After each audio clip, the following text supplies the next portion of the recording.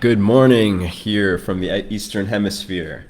Today we're going to be speaking about the Warrior Archetype. A couple months ago we spoke about the King Archetype, and I kind of want to go backwards in the sense of backwards in male development. The King Archetype, as we spoke about then, as I define it, is where a man recognizes his need to serve others, to be in charge of something, to be protector of the realm, metaphorically or maybe literally in some form. The father archetype. It's where you start caring about other people, or using your abilities not for your own selfish gain, but for other people's benefit.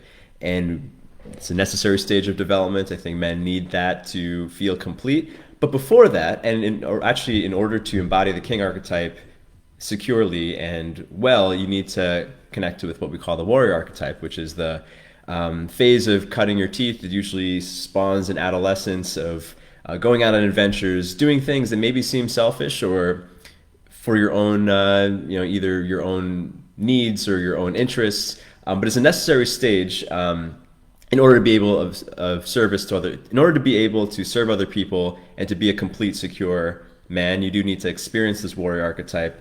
And I actually think, there's been a few discussions in the Masculine Underground group about the lack of masculinity, of course. I mean, this is a kind of ever-present cultural conversation, especially in the personal development world, or at least amongst people that care about their psychology.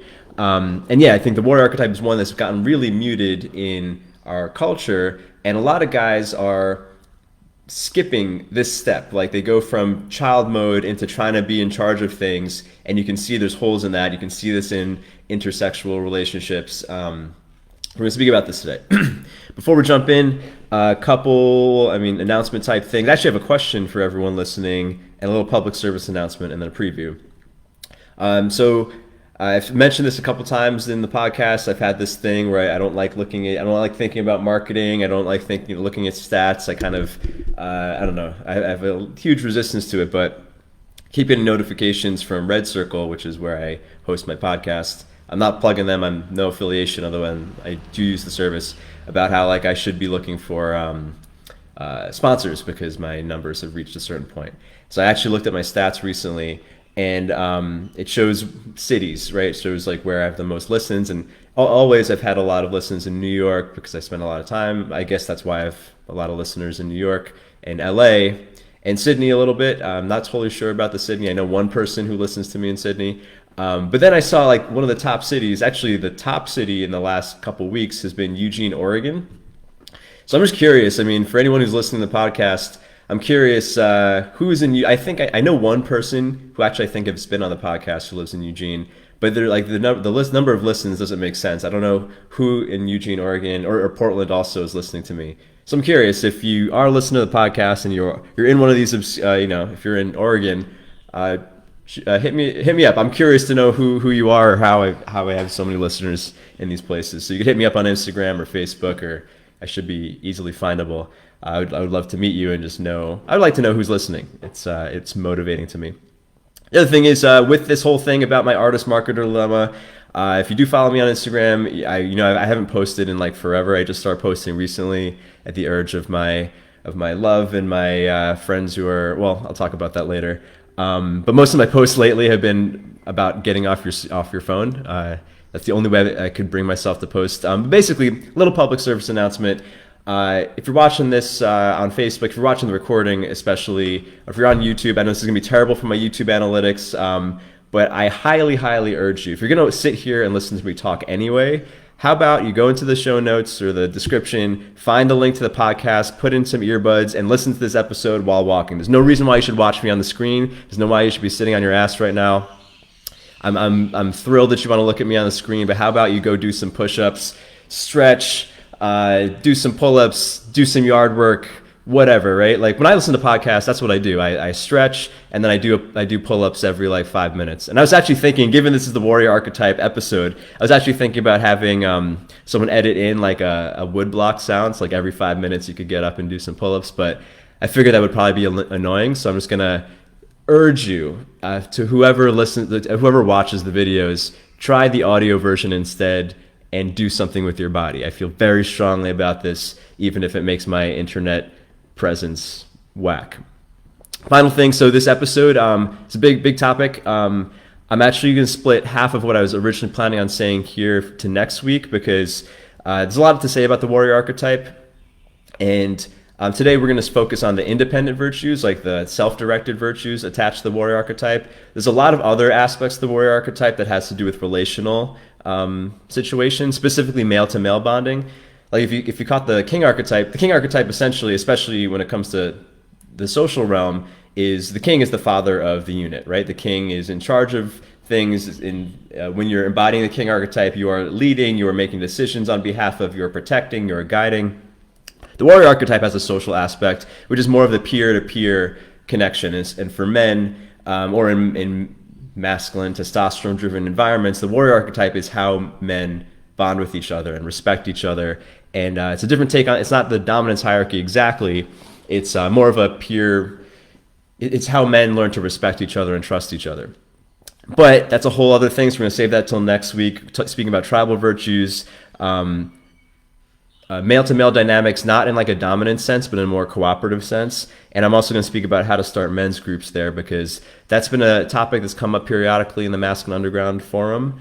And I had a post about it last year, but I figure I should make a podcast on it as well. That said, if you want to catch these live and participate and drop your comments in, join the Masculine Underground group on Facebook, forum.masculineunderground.com. We'll put you in the group. You get to vote on what the topics are, and you get to comment live. All right, so start with a little story. I was thinking about talking about jiu-jitsu, but I think that's a very obvious thing to talk about with the warrior archetype. But actually, one of the things that got me thinking about this, or at least polling the group on if they want to speak about this, is that I've been taking tango lessons lately, which I know doesn't seem warrior-like, but there's a lot of correlations between like combat and grappling and tango. But tango is a very sexually polarized dance, if you don't know. The women, there's very clear roles in tango. The men lead, the women are the flair. I mean, kind of David Data-esque masculine and feminine. And physically, you have to lean on each other. There's a necessary interdependence for tango to work. But the woman tends to lean a little bit more on the man, right? And something like my tango instructor says is like, yeah, you're kind of leaning into each other, but as the man, you need to be solid, because there's going to be moments when she needs to lean on you. And this is both from like the kind of sterile open embrace where you learn, and then the close embrace, which you see in the movies, where like you're basically chest to chest and rubbing against each other, or glued to each other, not rubbing. So I'm in this beginner class. I'm a beginner, and it was interesting seeing how so many women have an issue with leaning on the man. So many women don't want to follow the guys. And there's different ways to interpret the reasons for this. I mean, I could go off on that, but it's very frustrating for everyone, because if the woman doesn't lean on the guy, it's really hard to tango, right? The tango dance requires it. So as a guy, there are moments where it was like a little frustrating, but at the same time, I was thinking about it. Like if I was a woman who had typical dating experiences or typical experiences with men in the 21st century, I don't blame them for not wanting to lean on guys. Like when I think about most of the guys I know, or I think about my female friends' stories about guys they're dating, like I get why women don't want to lean on men. Like in tango, it's showing it it's showing it physically, but like there is a distrust of men to be able to hold their own. Like of course a woman, like why would she get on her tippy toes, on her heels, and lean on a guy when she doesn't trust him to actually support her? And I think this comes down to the atrophy of the warrior archetype in men culturally, where a lot of guys don't have backbones. A lot of guys aren't potent enough where other people can trust them. And part of it, I don't want to go too deep into the political side, but like culturally in the last couple of decades, in the first world at least, masculinity has been shamed, under attack, and especially in the last decade, this idea of toxic masculinity has made a lot of younger men and boys ashamed of anything masculine, ashamed of anything aggressive, which we're going to speak about specifically with the warrior archetype. So of course they don't embody that strength required for other people to trust them, to lean on them. So even though a placid warriorless guy, like a guy who doesn't have a warrior archetype, is a lot safer seeming, because the warrior archetype is the archetype of strength and aggression, maybe is more comfortable in a hyper feminist culture, for instance, or setting or something. But even women don't want to lean on a guy like that. So this is one of the reasons why. I mean, aside from the self-esteem bonuses and the sense of confidence a guy gets, and well-being. And actually, we're going to speak about physically. Like there's certain aspects to health that the warrior archetype affects in men. We're going to speak about hormones and sex drive and stuff. You're actually doing a disservice to the world, doing a disservice to women if you're not embodying your warrior archetype, because humans are meant to be interdependent. We're sexually polarized to depend on each other for different purposes, different skills. Sexual dimorphism exists because humans do better when they specialize and then work together. And this has kind of been killed in the last century through consumerism, where it's instead of having this interdependence with each other, where, I mean, to use the sexual setting, masculine people rely on feminine people for feminine traits, feminine people rely on masculine people for masculine traits. We're all kind of broken up into our separate pods. This is kind of the theme of Fight Club, and relying on consumerism to feed our needs. If you've read A Brave New World, the same idea. We're losing that interdependence, and specifically with men, not having the warrior archetype makes you kind of useless in the interdependent realm. Like if you can't hold your own, anyway, I think you get the point. You, whoever's listening. All right.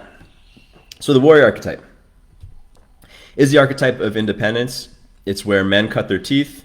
It's the archetype of going out into the wild and seeking challenge. It's the archetype that's required in order to embody your kingness. Because when I see guys who try to jump into leadership roles, or, I mean, I'm at the age now where a lot of my friends are having children, or a lot of people have children, early 30s. And I can see this in people, in guys who want to have kids or think about having kids, and there's like a deep insecurity in them, whether they have children or not, because they haven't actually gone out and cut their teeth. And I think, I don't have children yet, but I've spent a lot of time speaking with a lot of men about their father-son relationships, and there is a little boy wants to look up to his father as having at least been a warrior, even if he's old, right? And if you haven't cut your teeth in that way, there's no way to magically have that confidence that's going to allow you to feel sure of yourself when you're guiding someone, whether it's a child or a team member or whatever. The warrior archetype is where you develop that confidence through action that gives you the real emotional security that has you have like real confidence. So it's necessary. It's the archetype of independence, and I mean, when testosterone spikes up in a young man during puberty, and he feels aggressive and he wants to go on adventures, and he gets hooked on porn and video games because that's the easiest expression of the primal rage that comes with testosterone. This is what he's seeking. So, like, we naturally seek this during puberty, and if you don't have expression for that, as with any primal instinct, it perverts. So it's also where you discover your potential. All right, so I just want to make a note here. So I just thought of a tangent that I don't want to forget. Okay, so today we're going to speak about masculine virtues related to the warrior archetype, courage, violence. I'm saving some of them for next week when we speak about tribal virtues, but we're going to speak about the independent ones, the self-driven ones. And we speak about this in 3 sections: the anthropological / biological roots of these things. We're going to speak about the predator and prey archetypes when it comes to our hormones. Like, this is not just a conceptual idea. Like, this warrior archetype actually has an effect on your hormones and therefore your mood. And very specifically, this is an extreme example, but guys who have sexual dysfunction, psychogenic sexual dysfunctions, I always end up talking about predator and prey with guys who I'm coaching around these issues, because if you're stuck in prey mode, meaning you're not in your warrior archetype, it actually depresses your hormonal system. So a lot of guys who can't connect to their aggression, their warrior predator archetype, their bodies actually shut down in a sexual situation. There has to be you have to be able to access this part of yourself in order to penetrate anything, metaphorically or physically. And then finally, we're going to speak about the virtues I just mentioned. Mastery and courage. So there's I spoke about consumerism a couple minutes ago. There's a quote by Camille Paglia that I actually meant to pull up, but then I forgot to, so my bad. But it basically, Camille Paglia is a woman, obviously, controversial writer, but she has a quote about how men are given a boost of testosterone because they need to, actually wait, I did pull this up. Sorry. I prepared this podcast 2 weeks ago, and I forgot that I actually did write down these quotes on my notepad.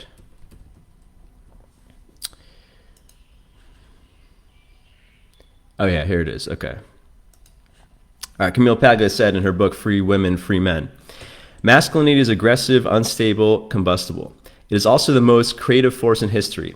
Women have menstruation to tell them that they are women. Men must risk or do something to be men. Nature gives males the infusion of hormones for dominance in order to hurl themselves against the paralyzing mystery of women from whom they would otherwise shrink.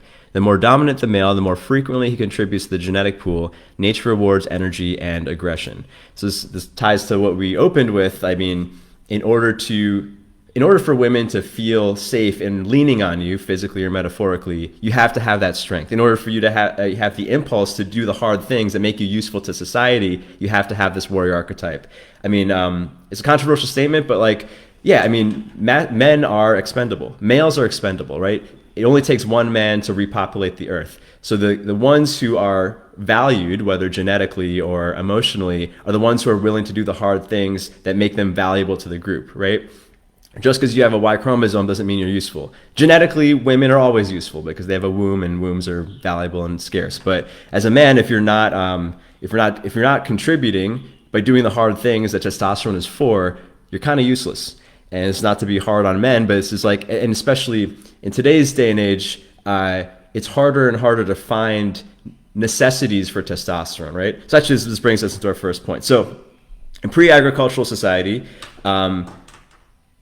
males had to exhibit strength in order to survive, or in order to pass on their genes, right? There were many hard things in pre-agricultural society. Our nomadic ancestors had to chase down animals to eat. They had to battle against the elements. There were other tribes that were constantly trying to, steal their resources and fight. Like it was required for anyone with more testosterone, anyone who didn't get pregnant, anyone with slightly more muscle mass, you had to exercise the warrior archetype literally. Like you actually had to fight, right? If you didn't do that, you probably died, or no one wanted to mate with you, because a male human being in one of these pre-agricultural tribes who ran away every time there was conflict, like no one, I mean, we know this today. Like our sexual instincts still run on this primitive or old programming.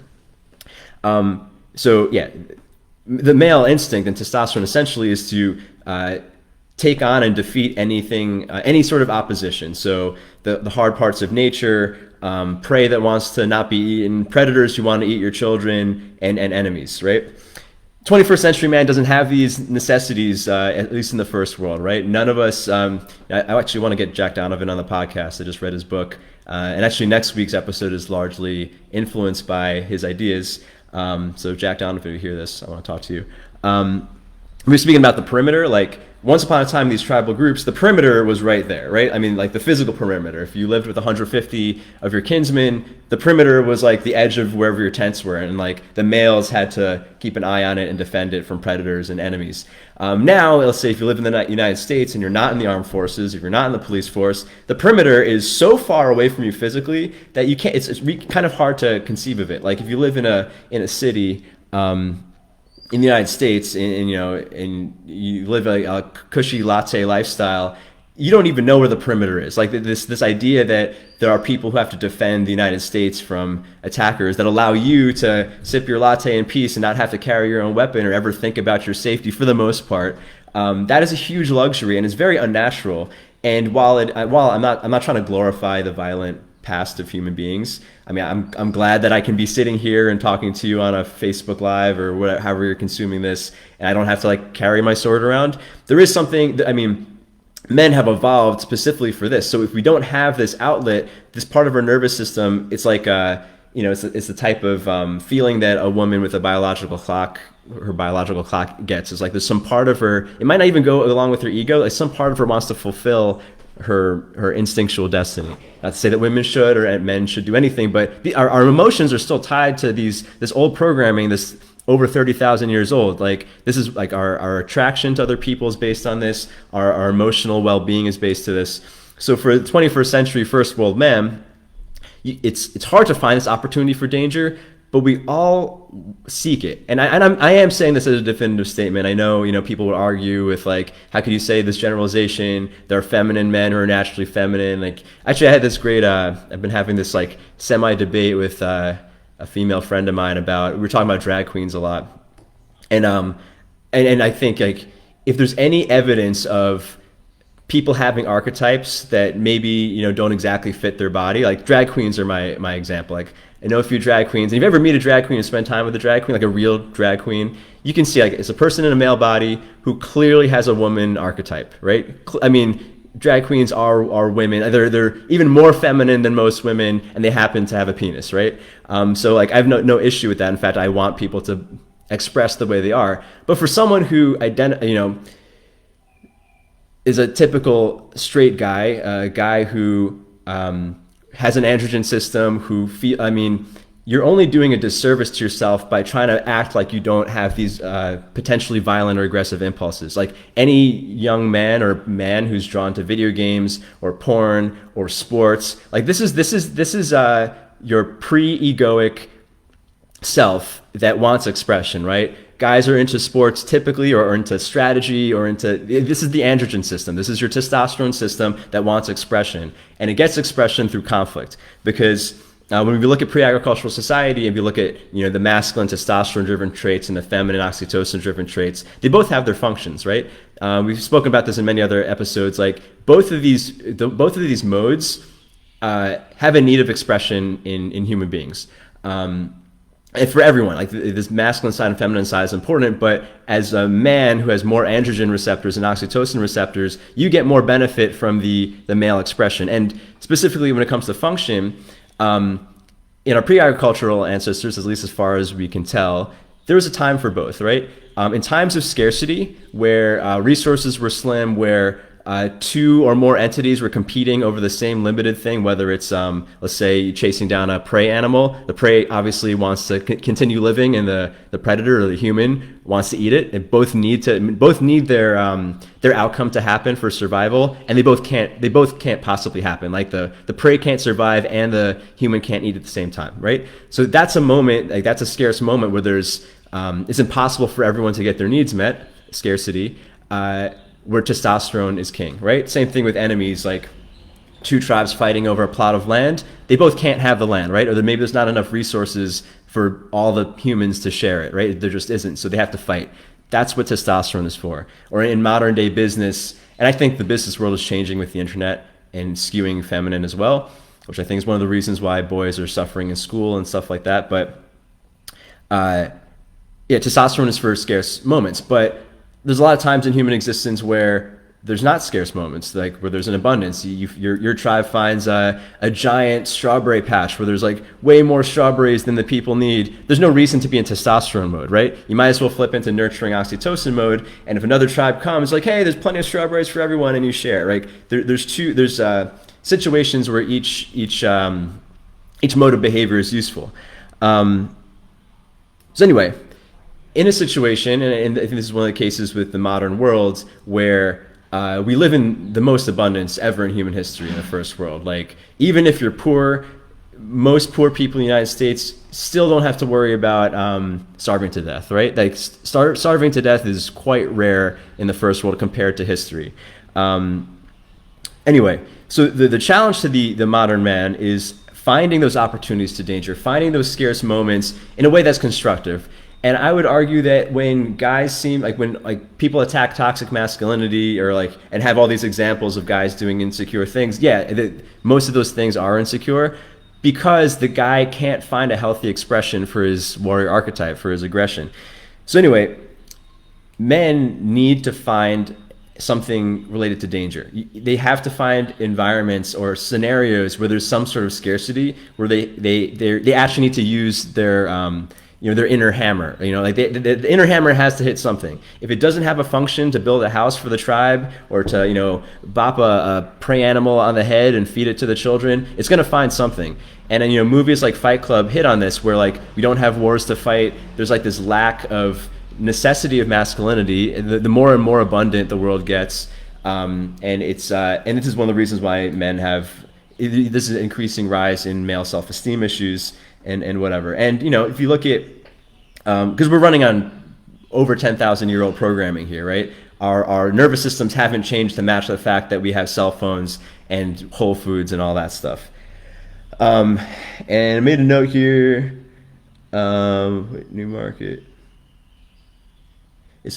I made these notes 2 weeks ago, so I kind of forgot what I wrote here. I wrote new market forces lower the bar for masculine virtues.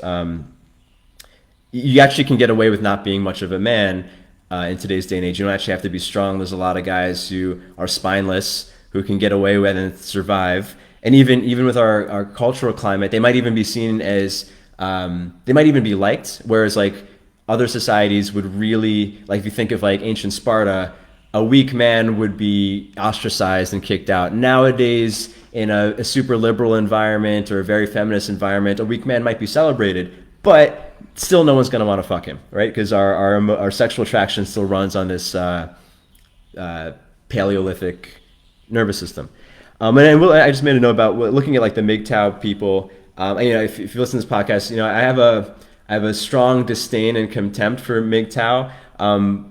Because of, but the root of their frustration is exactly what we're saying. Like masculinity is not necessary. The rules of society are shifting in ways that, for thousands of years, the rules of society did really strongly favor masculine individuals, but now it's shifting. I have this disdain for the MGTOW people because, to me, they're just complaining about the system as opposed to taking care of their shit, right? The warrior archetype doesn't complain about the system. It's like, okay, here's the system. Or maybe the cards are stacked against me. I'm still going to fight and try to win.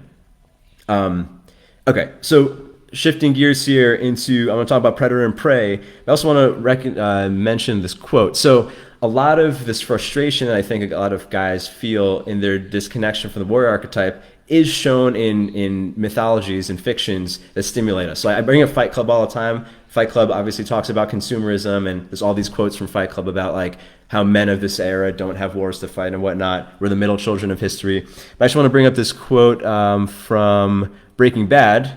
Breaking Bad and Fight Club are the two mythologies that I bring up in coaching a lot because they hit on this thing.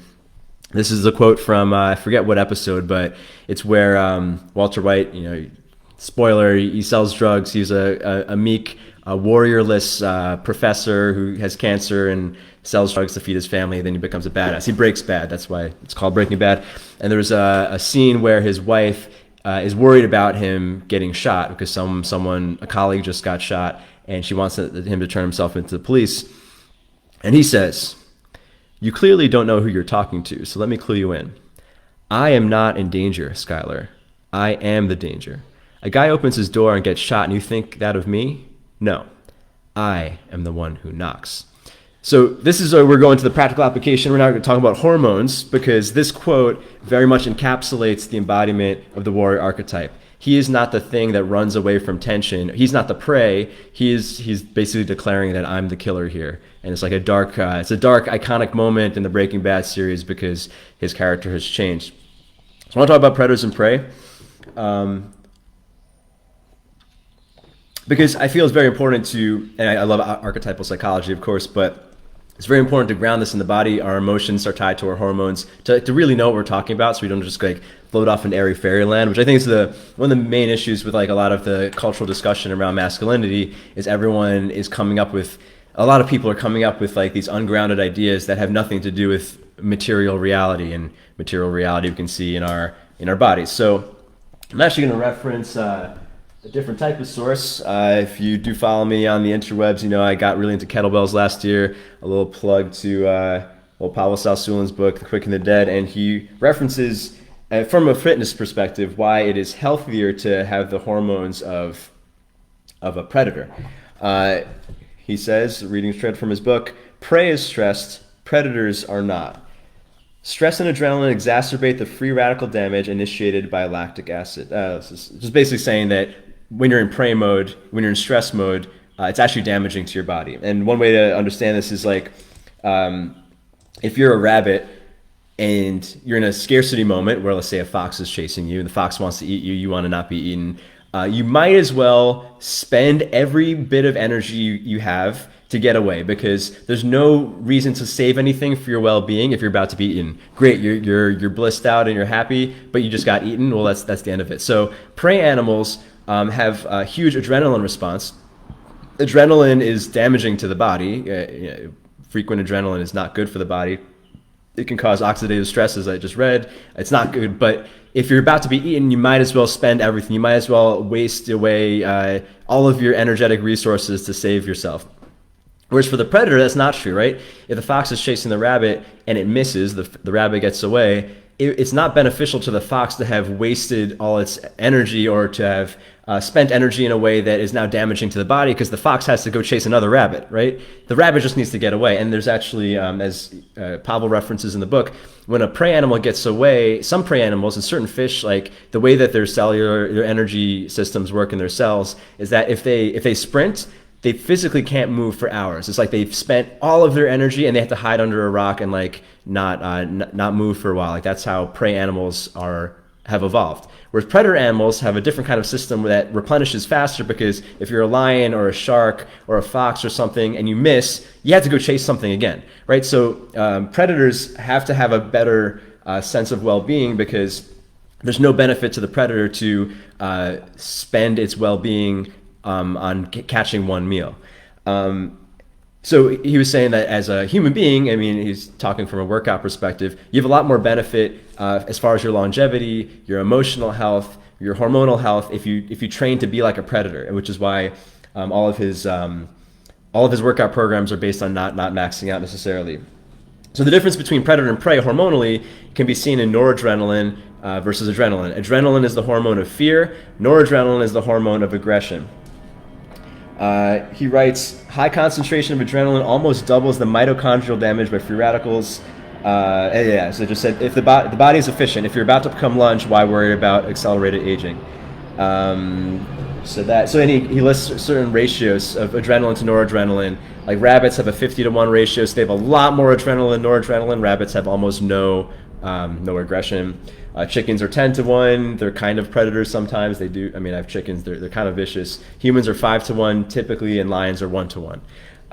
So basically, more noradrenaline, healthier you are. And as a man specifically, the predator archetype, noradrenaline, aggression, also tied to testosterone. I speak about the winner effect a lot. When you enter a competition, when you enter a scenario where there's a possibility of winning or losing, whether it's sports or a game or a video game or hunting after something or fighting someone, and you win, your body gets a huge boost in testosterone, and you develop more receptors for testosterone. So you're actually becoming more manly by doing hard things, and your noradrenaline, and I would presume that your noradrenaline receptors increase. So like you actually become better at winning the more you practice winning, which is why habits are so important.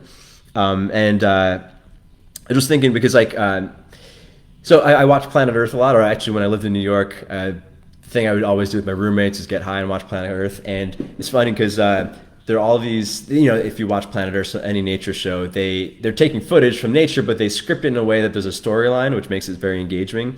And there's a lot of storylines where there's like a lion chasing a gazelle, and the lion tries and then misses and then tries and misses, and the gazelles are getting away. And I remember watching with my roommates one time, it was a long time ago, and this lion kept trying and failing and trying and failing and trying and failing. And I identified with this lion. Like, it made me feel like about how I felt at life at the time. I kept trying and failing and trying and failing.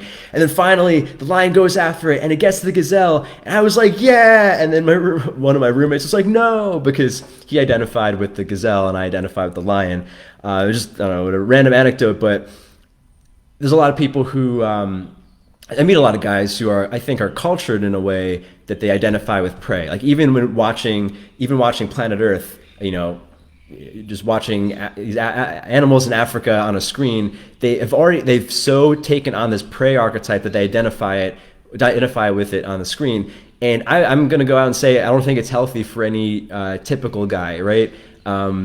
Obviously, there are feminine men out there who maybe that's their thing, but like if you're a guy who dates women, if you're a guy who wants to take a masculine role in a relationship or society, it's very important that you connect to your noradrenaline predator side, because otherwise you're kind of useless to the group, right? Like you can't get pregnant, you can't make babies, you can't nourish a child. You probably don't, maybe you have the empathetic awareness that other women have, but if you're a typical guy, these are the things that actually make you happy. Winning makes you feel good, winning makes you more confident, winning makes you more emotionally secure, which allows you to be a better lover, a better father, a better teammate, all those things. So when it comes to the practical application, well, how do you connect to your predator archetype? There's one key thing that separates predators from prey when it comes to action, And that is, predators are the ones who initiate tension. Prey is the one that tries to avoid tension. That's just how it goes in life. Anytime there's a situation where one animal is eating another, the predator is the one always who initiates it, right? Prey doesn't accidentally walk in. Oh, I mean, I guess maybe there's certain situations where prey gets tricked, but the predator is always the one that initiates, right? This kind of thing, I was giving an example, a really concrete example when it comes to sexuality.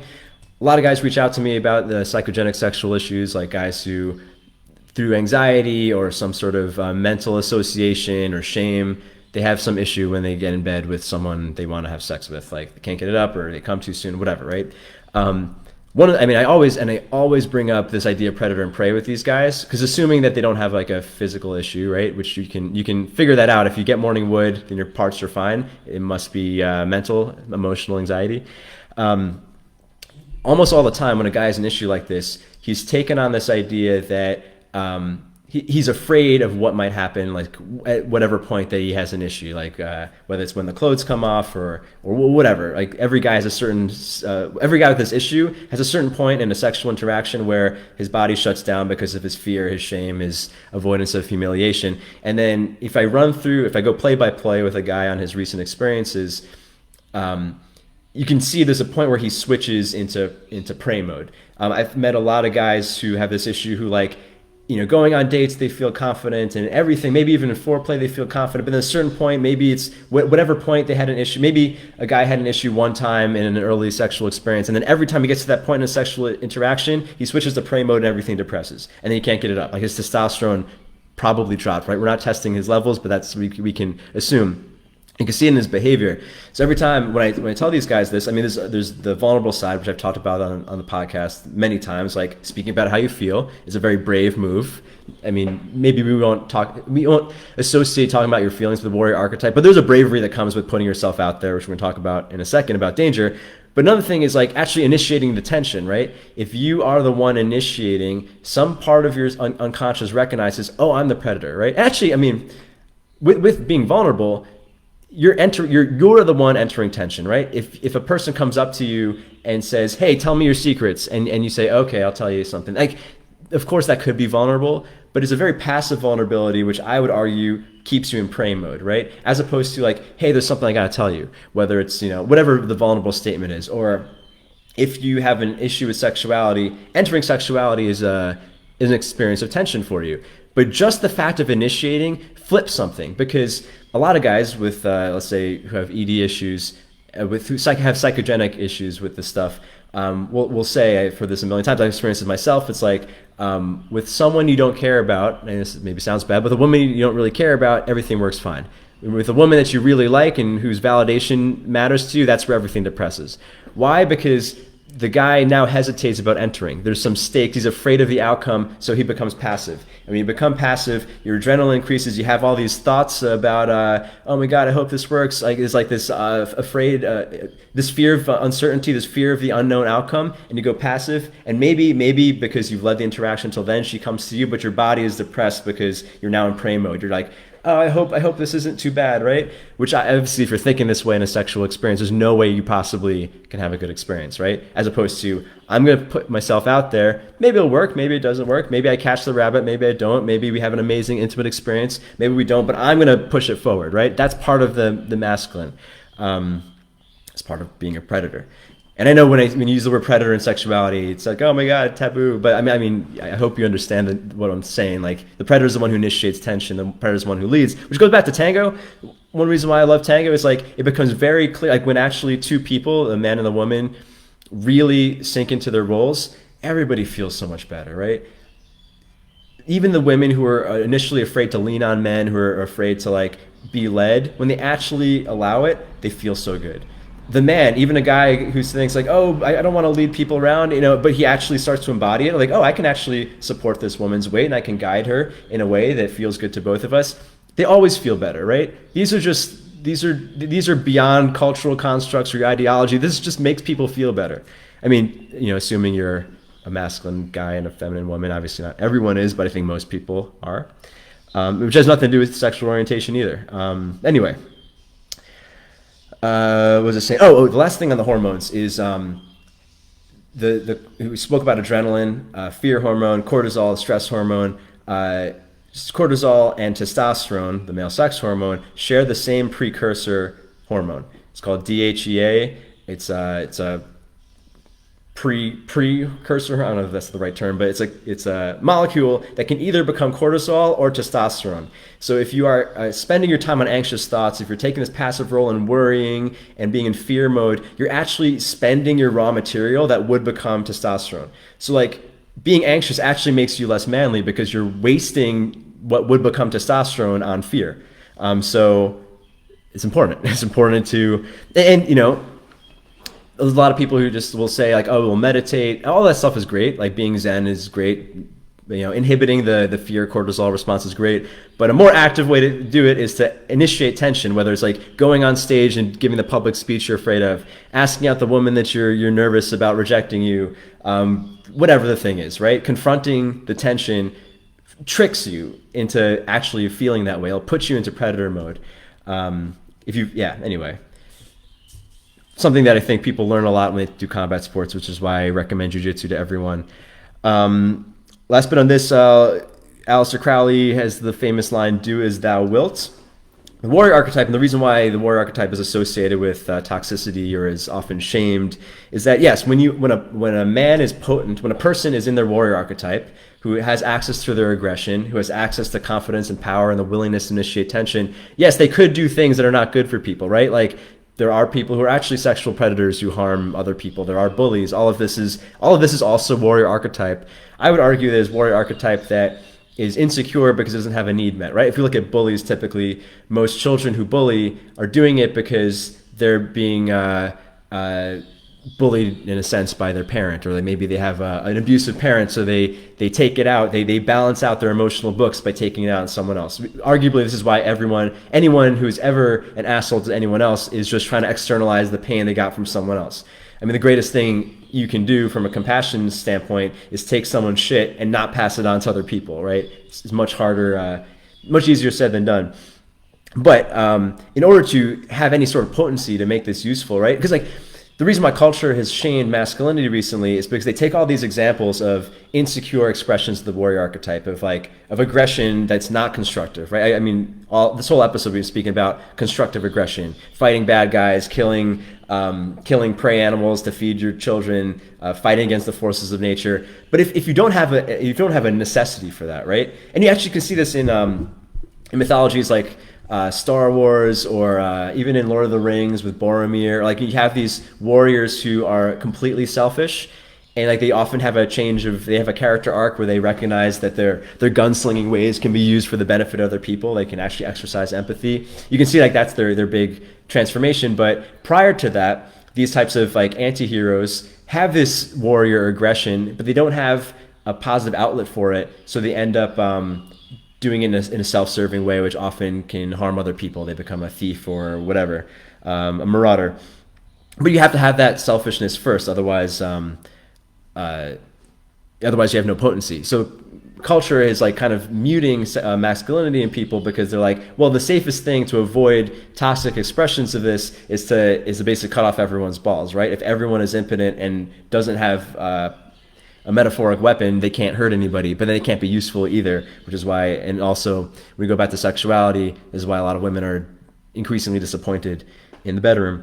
But first stage to actually connecting with this in yourself is a selfish stage. Like when we naturally have these impulses when we go through puberty where we want to seek adventure and we want to meet our sexual needs. And, Zan Perion talks about this, like, a couple centuries ago, what a young man would do is like he would join a boat, he would join a ship and go around the world and see the world, because that's the warrior archetype, trying to put yourself in situations that are challenging and see what you're made of, because that's the only way to develop the confidence later to serve other people. So there is like a necessary selfish element of doing what you wilt, doing what's interesting to you in real life. And given that 21st century life doesn't have these necessities of tension, like there aren't barbarians attacking our cities. Thankfully, most of us don't have to go out. No, none of us have to go out and hunt, right? a lot of guys are drawn to video games because video games give that experience of building. I mean, what do we do in video games? We build, we fight, we explore, right? That's what the warrior in us wants to do. And that's why as teenagers, like, we have those strong impulses to build, fight, explore, right? World of Warcraft is essentially being a warrior, going around and build, fighting, and exploring. I don't know, all these other video games, Minecraft, SimCity, all of these games that people can get addicted to, boys especially can get addicted to, are essentially an opportunity to express the warrior archetype. The hard part is finding a way to do that in real life. So yeah, damaging masculinity is insecure, useless. Yeah, okay. So last bit here, the last section, I speak about the independent virtues of the warrior archetype. First thing ties to what we just said about initiating tension, which is courage. I mean, so I have a very soft spot for men dealing with anxiety, or men who are trapped by fear, or not living up to their potential, or living a low fidelity reality. Like, I've been there.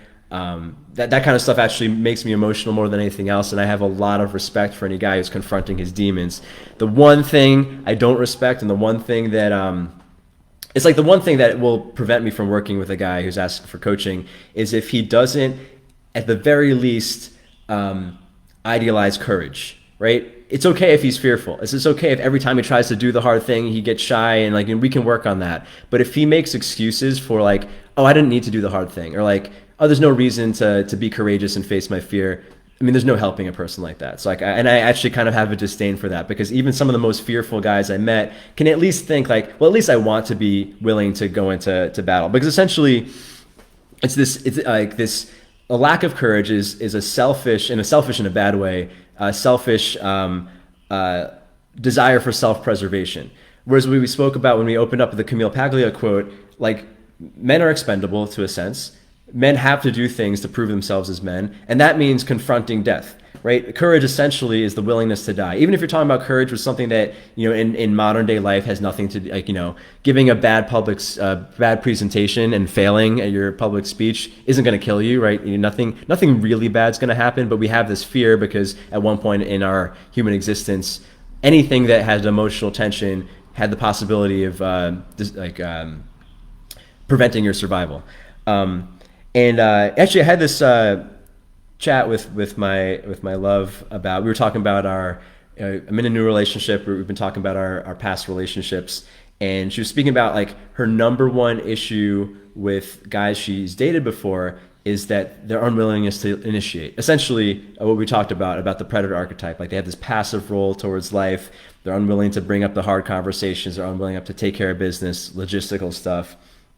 And she's had this pattern because as in this new relationship, we've been speaking about our patterns and how we can make this relationship really awesome. And she was speaking about how because she's been disappointed by men so often, men who don't have the warrior archetype, which is my language, not hers.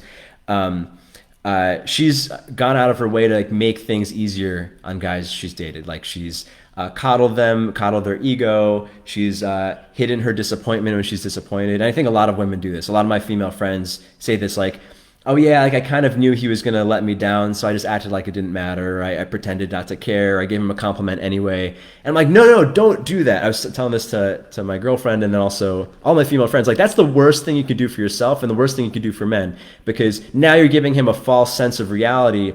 And it's one of the worst things you can do for young boys. Like, the participation trophy culture has given young men especially a false sense of winning and losing. So when they go out to the real world and they're not coddled anymore, they feel like they don't have any self-esteem because they were robbed of the experience of winning and losing, where they get to cut their teeth and embody their warrior archetype. And I told my girlfriend, like, don't you ever do that, right? You might have to say something. You might have to tell some truth to me that really hurts my ego, right? I might disappoint you sometime, and then you have to, like, tell me, like, yeah, this sucked, and it's gonna hurt, right? My male ego wants to be perfect and be the hero in her life all the time, of course. But I told her, don't ever do that to me. That's like the worst thing you can do to me in the long run. Let me go out on my shield, which is the iconic line from 300, where Queen, I'm losing her name, not Golga, Leonidas' wife in the movie says, come back on your shield, or come back with your shield or on it, meaning either you die in battle or you survive in battle, right? And I think this is important. There's a reason why this line gets quoted a lot. I mean, all the lines that I've quoted today, I am the one who knocks, go out on your shield. These lines are meaningful to masculine individuals, right? Like women, when they hear like Deontay Wilder, when he got TKO'd by Tyson Fury, he told the media like, oh, they should have let me get knocked out. Let me go out on my shield, even though he's getting his ass kicked, right? There's something respectable about that. Like you see a guy who's willing to actually get knocked out. There's something inspiring about that. And we're actually going to talk about that next week when we talk about male-to-male tribal virtues. But these lines are so inspiring or like emotionally stimulating to men because some part of our instinct recognizes like that's what being a man is. Like that's what being a useful male human is to a tribe, is like being willing to confront death, being willing to confront failure, even if it means if it losing your life, even if it means losing your status or losing people's ego perceptions or perceptions of your ego rather. Because that's the only way that you develop real self-esteem and are meaningful. So I told my girlfriend, like, let me go out on my shield. Like, if I do something, if I disappoint you so much as a man that you need to hurt my feelings and it ruins our relationship, like, do that, because if you don't, it's going to ruin our relationship anyway, and we're only just going to be separated from reality. And I think everyone deep down, even if they're afraid, would rather live in real reality than a false, sugary existence. Maybe that's not true. Some people are bundles of sticks. I don't mean that's not a sexual reference at all. Yeah, tension causes fear because there's real stakes. Oh, and the other thing is like glory. If you look at, I'll speak for myself, but I think this is true for guys, like most guys, like the idea of glory, even dying and dying on the field of battle is emotional. Like if I look at the movies that get me emotional, like I think of Rudy. A lot of people get emotional about the movie where like that kid wants to be a Notre Dame linebacker and he's too small and he keeps failing. At the end of the movie, they throw him in and he gets a sack. Like it's so emotional because you could see like he tried and he failed and he tried and he failed and he tried and failed and he finally got this Pyrrhic victory, or this little victory, not Pyrrhic victory.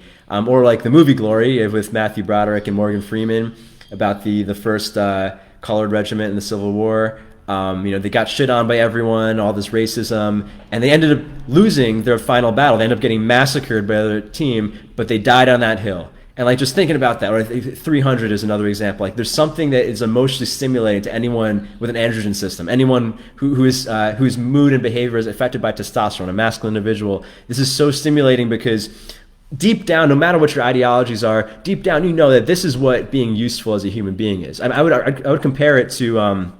Again, I don't have children, but in the times that I've spent time with children, I'm just like focused on the child and playing with the kid. There's some like deep primal sense of like, this is what life is, right? Forget about, who cares about all this other stuff, this internet stuff, these social things, like to raise a child, like this is what life is. This is why we exist. I mean, not everyone feels that way, but that's how I feel at least. And there's something with that with glory too. Like this is what being a man is for. This is why we have testosterone. This is why we have testicles. This is why we have slightly higher muscle mass than women. This is to throw ourselves into tension. And the thing is, if you don't do that, even though the necessity in culture is largely gone, some part of your instinct is like, we're not really doing it. And guys who don't do these things always have self-esteem issues. Yeah, I spoke about the Marines a while ago. I didn't serve. I'm glad I didn't go. I think my life path is correct. But I do think about my choice. I mean, in college, I kind of driven by like my insecurities and masculinity, but also like a desire to know real life. I went through Officer Candidate School from the Marine Corps. Chose not to serve for various reasons. Actually, if you caught the podcast with Lieutenant Colonel Dan Grossman back in May, I think it was, I kind of tell that story. But actually, only after preparing the notes for this podcast here, I did recognize like, this is the reason why I really wanted to go into battle, right? Like I'm not particularly patriotic. I didn't really fit in the military. I'm not that type of person. But the reason why I wanted to know combat is to know real life.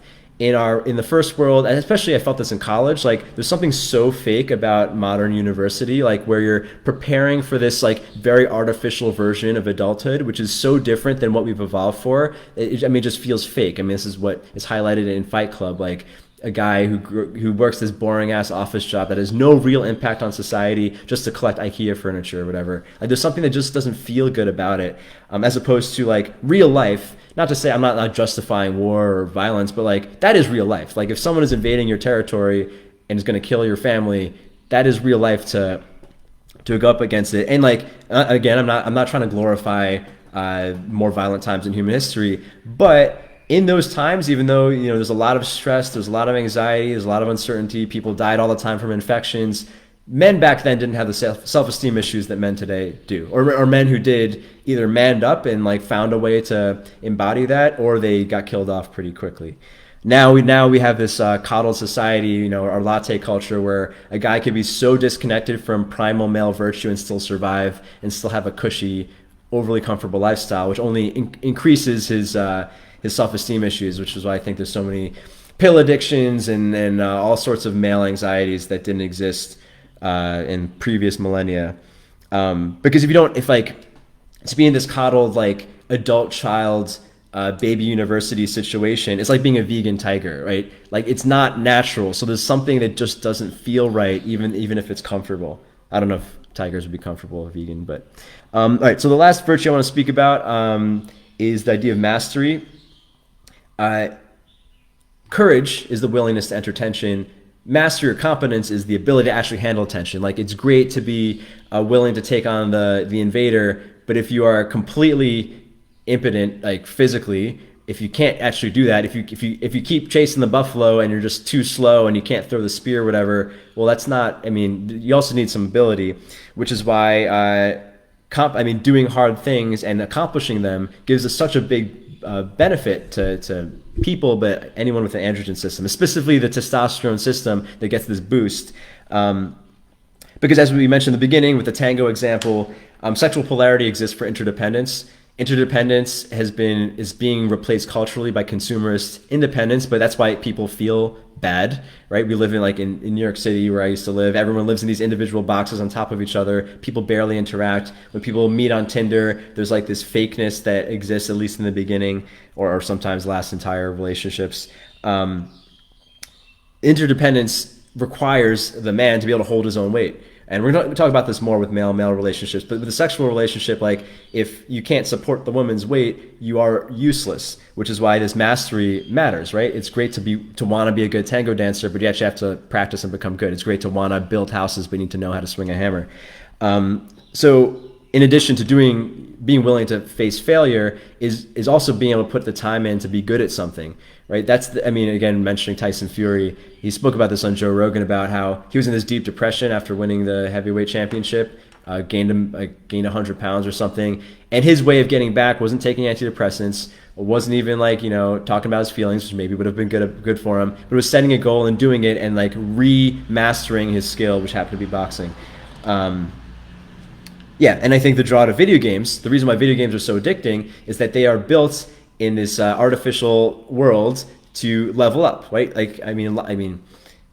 Video games specifically are wired to stimulate this part of the androgen system of you get to learn skills and you get to develop your character if it's an RPG, or you gain more abilities the more time you put in, which is how life works. You can also just do it with life. If you are listening to the audio version of this, I hope you're doing your push-ups. It's fine for not. Okay. All right. So anyway, I think I hit on all the things for that. Next week, we're going to speak more about the social aspects of the warrior archetype. This idea of danger and this willingness. We're going to speak a lot about how men inherently respect each other, which ties to some of the independent virtues we just spoke about. Social roles, ego risk. Because there is something if you are a masculine individual at all and you see someone who chooses to shy away from tension, or who chooses to take the easy way out, or we also speak about a concept like honor and integrity and why these are masculine virtues, chivalry, why this really matters between men, not even between men and women, but between men, why chivalry matters and why honor is such a meaningful virtue. It comes down to trust and all these primal instincts. Speak about the Bushido code next week. So I'm going to save that till then because we just hit an hour. But I'll just leave us with the last takeaways. The ways to embody the warrior archetype is to initiate. So being the one who's willing to initiate tension, because that actually will benefit you hormonally, increasing your noradrenaline and testosterone as opposed to your cortisol and adrenaline. Making active decisions. You have to be willing to collapse the wave function. I didn't speak about this directly today, but that's basically it. And courage essentially is the willingness to die. and working towards a skill.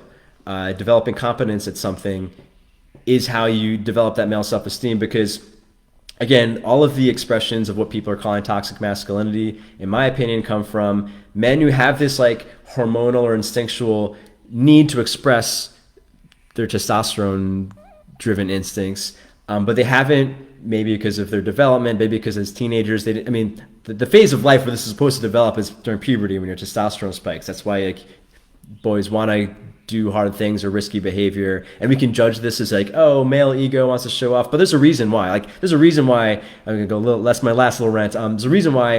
I don't know if this is true anymore with Google Maps, but at least when I was a kid, and I'm not that old, there's like the joke about like men don't want to stop and ask for directions, and like, oh, men are so insecure, and yeah, maybe there's some level to it, right? Like if a guy is like, if a guy and his wife are lost and he really doesn't want to ask for directions, there's some level of insecurity with that. But the reason why guys have that impulse is that they deep down recognize they need to figure it out on their own, right? If they don't figure it out on their own, they're kind of useless. And obviously a woman's not going to leave a guy she's in love with just because he got lost driving one time. She might lose attraction to him if he gets lost and gets anxious about it. She might lose attraction to him if he always gets lost over and over again, even though he says he's going to find the way. Like this level of confidence, this lack of competence is a necessary trait for men. So yeah, being courageous and being willing to do hard things, initiate tension, and actually become competent at a certain skill. And specific things that I would recommend, I think everyone, if you are disembodied or disconnected from your masculine archetype, I know a lot of places in the world with COVID, all the gyms are shut down. But lifting weights raises your testosterone. It's kind of hard to feel like a bitch when you're physically strong. And combat sports, there's nothing that every other sport tries to simulate combat sports. Every individual sport is trying to simulate single combat. Every team sport is trying to simulate a pitched battle. You might as well go to the source. If you really want to connect to this part of yourself, committing to doing jiu-jitsu for a year will solve certain holes in insecurity just through like that repeated simulated combat. It's also good. It's also very fun. So I'm actually going to end with one quote that relates to competence. Because I love this quote. It's another quote that gets me emotional, or has gotten me emotional. Oh shit, I just got logged out. Hey, can I read this quote without logging back in? No, you son of a bitch. Asana, logging me out. Okay, bear with me, internet. It's going to take me 2 seconds to find this quote again. It's from the book As a Man Thinketh by James Allen. And it's basically about putting yourself in a situation where you're doing the hard things, and well, I'll just read it. And you too, youthful reader, will realize the vision, not the idle wish of your heart. Be it base or beautiful, or a mixture of both, for you will always gravitate towards that which you secretly most love, initiating your purpose. Into your hands will be placed the exact results of your own thoughts. You will receive that which you earn, no more, no less. Whatever your present environment may be, you will fall, remain, or rise with your thoughts, your vision, your ideal. You will become as small as your controlling desire, as great as your dominant aspiration. In the beautiful words of Stanton Kirtland Davis, you may be keeping accounts, and presently you shall walk out of the door that for so long has seemed to you the barrier of your ideals, and shall find yourself before an audience, the pen still behind your ear, the ink stains on your fingers, and then and there shall pour out the torrent of your inspiration. You may be driving sheep, and you will wander into the city, bucolic and open-mouthed, and shall wander under intrepid guidance of the Spirit into the studio of the Master. And after a time shall say, I have nothing more to teach you. And now you have become the Master, who did so recently dream of great things while driving sheep. You shall lay down the saw and the plane to take upon yourself the regeneration of the world. And to me, that quote encapsulates the process of embodying your warrior archetype. There's no violence mentioned in that quote, but it's recognizing your instinct, driven by selfish desire to see the world or accomplish things, or even ego validation is a fine way to start your journey. You seek out a master. We're talking about apprenticeship next week. You learn some skills, you become competent, and then you yourself become the master one day.